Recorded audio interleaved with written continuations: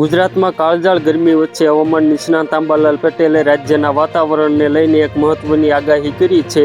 તેમના જણાવ્યા અનુસાર આજથી 8 મે સુધીમાં રાજ્યના વિવિધ ભાગોમાં વાતાવરણમાં પલટો આવી શકે છે અને કેટલાક વિસ્તારોમાં હળવા વરસાદી છાંટા પડવાની શક્યતા છે. માત્ર ગુજરાત જ નહીં પરંતુ દેશના અન્ય ઘણા ભાગોમાં પણ આંધી વંટોળ સાથે વરસાદી માહોલ જોવા મળી શકે છે. અંબાલાલ પટેલના જણાવ્યા મુજબ મે મહિના દરમિયાન એક પછી એક પશ્ચિમી વિપેક્ષ સર્જાતા રહેશે, જેના કારણે ગરમીની વચ્ચે પણ છૂટો છવાયો વરસાદ આવતો રહે છે.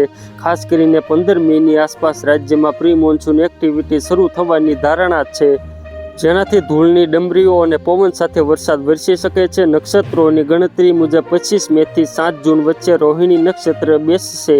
અંબાલાલ પટેલે જણાવ્યું છે કે જો રોહિણી નક્ષત્રની શરૂઆતમાં જ વરસાદ થાય તો પવન વધુ ફૂંકાય છે અને મોસમનો કુલ વરસાદ ઓછો પડવાની શક્યતા રહે છે. જોકે વિધિવત ચોમાસાની શરૂઆત 15 જૂન આસપાસ થવાની શક્યતા તેમણે વ્યક્ત કરી છે.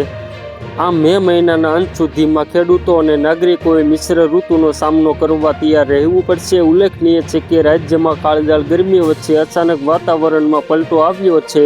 ઉત્તર ગુજરાતના અરવલ્લી જિલ્લામાં વહેલી સવારથી જ ગાજવીજ અને પવન સાથે કમોસમી વરસાદ ખાબકતા ભર ઉનાળે ચોમાસા જેવો માહોલ સર્જાયો છે. તો મિત્રો, હાલ માટે એટલું જ. ફ્રી મળીએ નવી અપડેટ નવા સમાચાર સાથે. તે પહેલાં ખાસ કરીને વિડીયોને એક લાઇક અને RTV ગુજરાતી ન્યૂઝ યુટ્યુબ ચેનલને ખાસ કરીને સબસ્ક્રાઈબ કરવાનું ભૂલતા નહીં મિત્રો.